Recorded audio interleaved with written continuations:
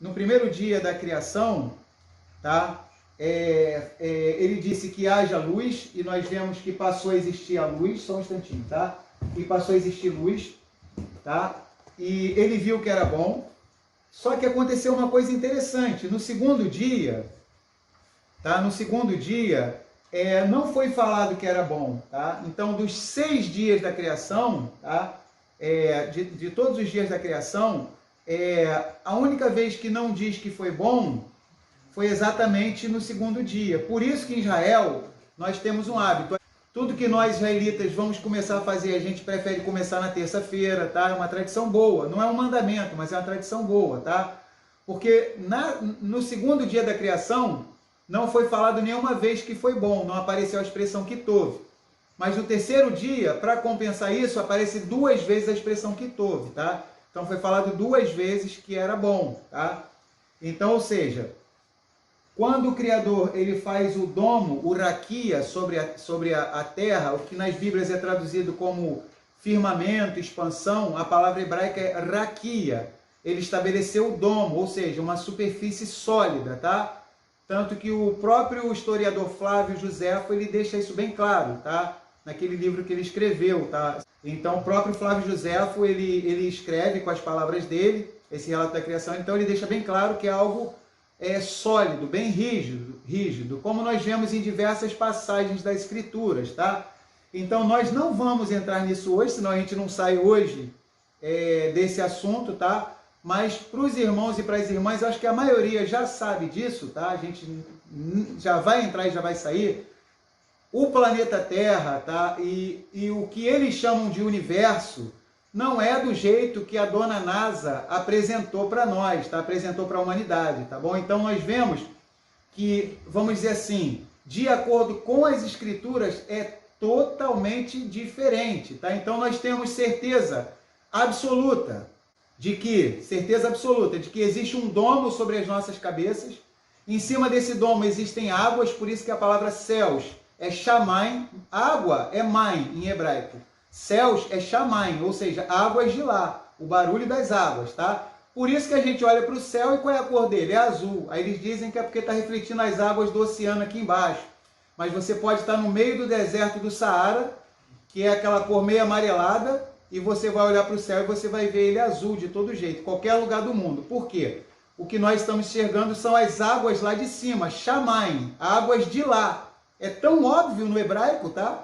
Tão somente em ler uma palavra no hebraico, ou seja, por isso que os céus são azuis, porque o domo é transparente, é rígido, é impenetrável, tá? É intransponível, tá? Só que ele é transparente e em cima nós enxergamos as águas, tá? Que são os céus, tá? As águas de cima. E vai ter gente dizendo que a água é transparente, mas teve um grupo de cientistas que descobriu que a água tem uma tendência a ser azulada. Ah, legal essa informação do Daniel. Quer dizer, até os cientistas descobriram que ela vai ter... Apesar de transparente, ela tem uma tendência a refletir o azul. A refletir o azul aí. Olha que coisa maravilhosa. Então não é à toa que a Ruá ordenou que usássemos o fio azul, né, em nosso tzitzit, tá? Ou seja, para lembrar dos céus, das águas de lá, do Mashiach, tá? Sabemos que existe o domo sobre as nossas cabeças, tá?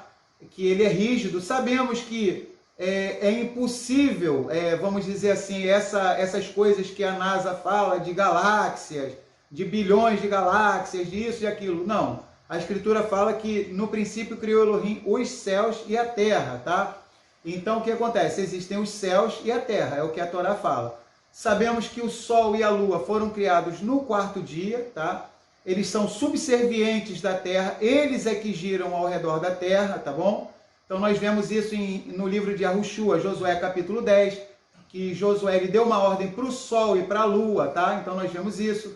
O Salmo 19, Terrilim 19, fala que o sol ele se apressa a correr como um herói, tá? É a sua trajetória, tá bom? Então nós vemos isso. Diversos trechos nas Escrituras nós vemos que o Sol é infinitamente menor do que a Terra, tá? O Sol não é 1 milhão de vezes maior do que a Terra. A Lua não é só 48 vezes menor do que a Terra. Então eles colocam como o Sol sendo 1 milhão de vezes maior do que a Terra e a Lua 48, cerca de 48 a 50 vezes menor do que a Terra. Então, na verdade, o Sol é menor do que a Terra, a Lua é menor do que a Terra e ambos são do mesmo tamanho, porque até a tradição de Israel diz que A tradição não, isso que eu vou falar é literal, que o Criador ele fez os 2 grandes luzeiros, tá? Então isso é literal, tá? Vamos abrir em Gênesis, vamos lá, capítulo 1, tá? Bereshit capítulo 1, versículo 14, olha que coisa interessante, diz assim: e disse Elohim, 1,14, haja luminares no firmamento dos céus, no domo dos céus, para fazerem separação, corte entre o dia e a noite, sejam eles para sinais e para estações e para dias e anos, e sirvam de luminares no firmamento dos céus para alumiar a terra. E assim foi. Elohim, pois, fez os 2 grandes luminares. Espera aí, a NASA diz que o Sol é 1 milhão de vezes maior que a Terra, e a Terra é 48 vezes maior do que a Lua. Espera aí, vamos arredondar. Então o Sol seria 50 milhões de vezes maior do que a Lua, arredondando. Só que aqui está dizendo que os 2 são grandes, o Sol e a Lua. Como que um que é 50 milhões de vezes menor que o outro vai ser chamado de grande? Então a gente tem que rever esses conceitos da NASA, tá? Os 2 grandes luminares, o luminar maior para governar o dia e o luminar menor para governar a noite. Fez também as corravinhas, as estrelas. E Elohim os colocou no firmamento dos céus para iluminar a terra, para governar o dia e a noite e para fazer separação entre a luz e as trevas. E viu Elohim que isso era bom, e foi à tarde de amanhã, o dia 4. Ou seja, a tradição em Israel, os nossos sábios dizem, baseado em um trecho de Isaías e Yeshayahu, que em Isaías, daqui a pouco eu vou dizer o versículo, tá? Os nossos sábios dizem que, assim como nós olhamos para o Sol e para a Lua e a gente percebe que, como por encanto, os 2 são do mesmo tamanho, né? Que é uma coisa estranha, que a gente olha para o Sol e para a Lua, eles são do mesmo tamanho, independente do que a NASA fala, eles são do mesmo tamanho, tá? A gente percebe isso. E o que acontece? O Sol ele tem um esplendor muito maior do que a Lua, então a tradição, isso agora é a tradição que diz, que eles foram criados iguais, tá? Isso é a tradição, isso não tem na Bíblia, tá? Nossos irmãos da casa de Judá falam isso.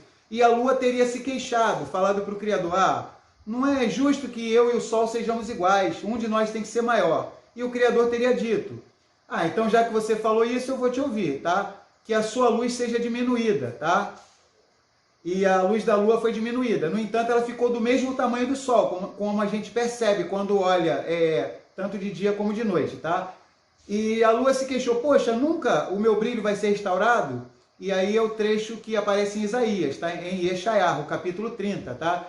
Naqueles dias, ou seja, no milênio, nos dias de Mashiach, a luz da Lua será como a do Sol. Aí a Lua ficou toda contente, minha luz vai voltar a ser de novo igual a do Sol. Aí o Criador, calma que eu ainda não acabei. E a luz do Sol será como a de 7 sóis, ou seja, no milênio, o brilho da Lua vai ser igual a do Sol agora, que nós vemos nos céus, tá? Porém, o do Sol será aumentado 7 vezes. Então, só para a gente imaginar. É o brilho, não é o calor, tá? As safras de agricultura vão quebrar recordes, tá? Não vai ser calor isso é brilho. Então, assim, a gente vai poder ficar dentro de casa sem essas lâmpadas elétricas, tá bom? Como está agora de dia, que a gente às vezes não precisa nem acender a luz, de noite vai ficar assim, de dia vai ficar 7 vezes mais iluminado, tá? Isso no reino milenar. Então vamos prosseguir. O Birata perguntou qual é o versículo de Isaías que você falou. É Isaías capítulo 30, deixa eu só ver aqui, tá? Só um instantinho. É Isaías 30, 26, tá? Yeshayahu 30, 26, tá? Então, só lembrar uma coisa, tá? A Parashá que nós temos que falar esse assunto é essa. Não tem como nós estudarmos a Parashá Bereshit e deixarmos de falar isso.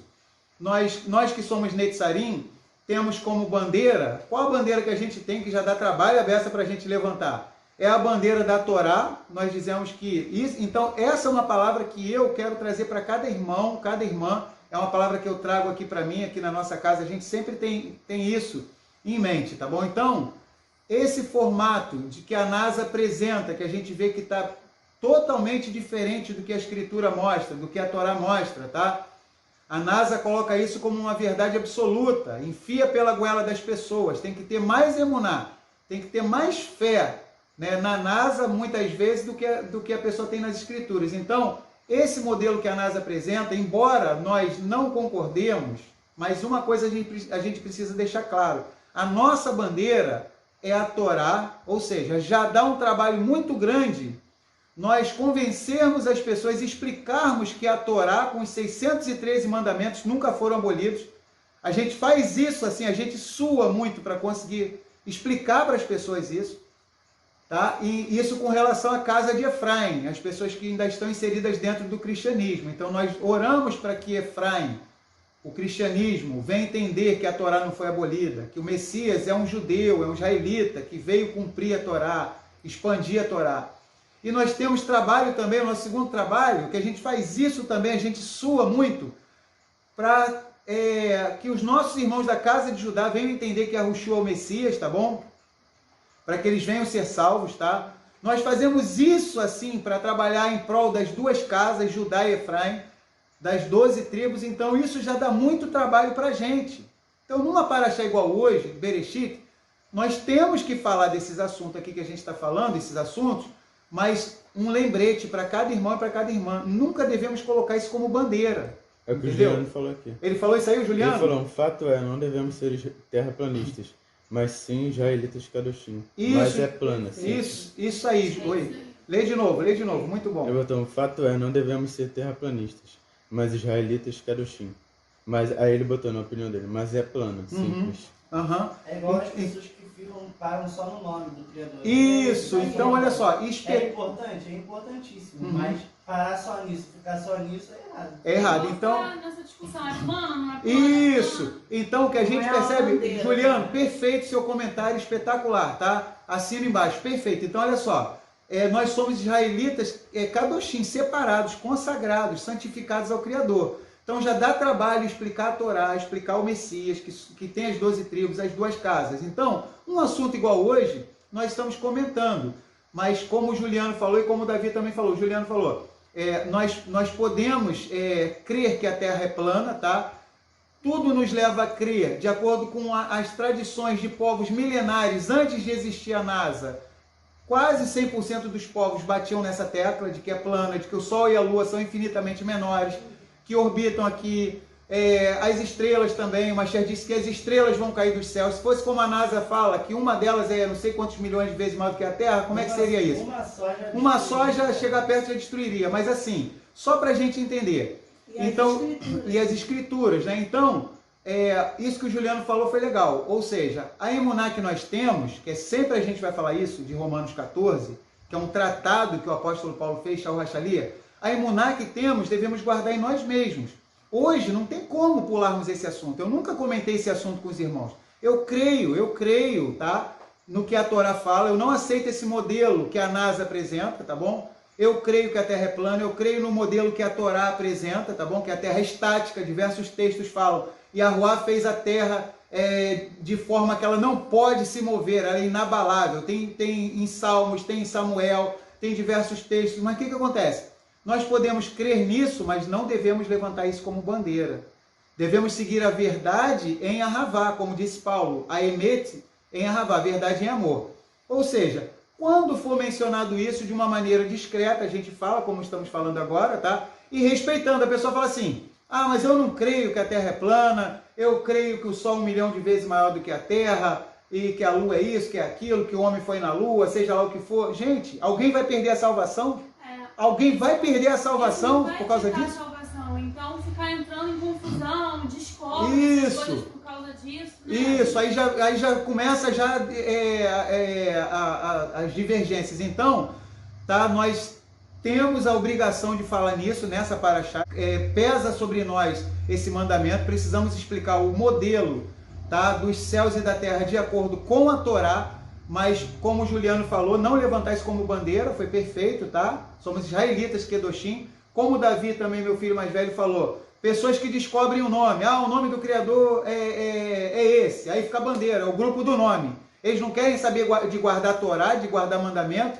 São pessoas que vivem uma vida de qualquer jeito. E só porque descobriu o nome, acha que só porque descobriu o nome do Criador vai mudar tudo. Né? Como se fosse um passe de mágica, tá? Então, além de conhecer o nome do Criador, tem que conhecer a Torá. Tem que conhecer o dono do nome, o caráter dele, tá bom? Então, a gente está comentando isso, mas sempre essa advertência para os irmãos e para as irmãs. Evita, Paulo, Shaul Hachalia fala para Tito, ele fala, e tu, ó homem de Elohim, foge de contendas, foge, mete o pé de contendas, foge de debate, de questões duvidosas. Então, essas coisas servem mais para perverter os ouvidos daqueles que estão ouvindo do que para edificar a emuná. Então, essas coisas a gente tem que ter dentro de nós. Tudo aquilo, poxa, eu vou falar alguma coisa, isso vai trazer, vamos dizer assim, isso vai trazer uma união, uma unidade, ou isso de repente vai espalhar mais do que vai unir. Então, muitas vezes, por exemplo, em Provérbios, Salomão, ele nos alerta muito sobre o momento certo de falarmos as coisas, o momento certo de não falarmos, tá? Então, em Provérbios, a gente vê que diversas vezes Salomão ele vai falar que é importante falar o que é o certo na hora certa, mas também é importante, às vezes, a gente nos calar, esperar o momento certo de falar. Mashiach Yahushua disse para os apóstolos, olha, perto da sua morte, ele disse assim, eu tenho ainda muitas coisas que vos falar, porém, vocês ainda não podem suportar. Quem falou isso foi nada mais, nada menos do que Yahushua HaMashiach. Foi ele que disse isso, ou seja, então a gente tem que até saber quando que a pessoa está preparada ou não para ouvir aquilo, tá? Lembrando que isso não é um assunto que influencia em salvação. Ninguém vai perder a salvação porque acredita na NASA, tá bom? O máximo que vai acontecer é que ela vai deixar de ter uma emuná mais completa em todas as coisas da Torá, vamos dizer assim. Mas ainda assim, precisa ser respeitada a maneira da pessoa pensar, tá? Isso não divide o povo de Israel, como eu sempre vou falar. O Shabat começa sexta-feira de noite. A outro pensa, começa sábado de manhã. Beleza. Eu penso que começa sábado de manhã. A pessoa me dá Shabbat Shalom sexta-feira de noite. O que eu faço? Shabbat Shalom. Eu boto Shabbat Shalom, entendeu? É diferente de uma discussão se Yahushua é o Messias ou não. Isso, como o Daniel falou, é diferente. Não tem o mesmo peso. Não tem o mesmo peso. Se uma pessoa fala assim, não, Yahushua não é o Messias. Opa, aí já não dá para caminhar junto. Peraí, aí já não tem como. Tá? Só para a gente entender. Podemos ter esse entendimento acerca do formato da terra, o jeito que foram feitos os céus e a terra, mas que isso não seja motivo de divisão entre o nosso povo de Israel. A pessoa pode continuar sendo nosso irmão israelita, caminhar junto de nós, amado, querido, mesmo se acreditar no modelo da NASA, não vai influenciar nada em salvação, tá bom? Então precisamos respeitar, tá legal? Conforme diz Romanos capítulo 14.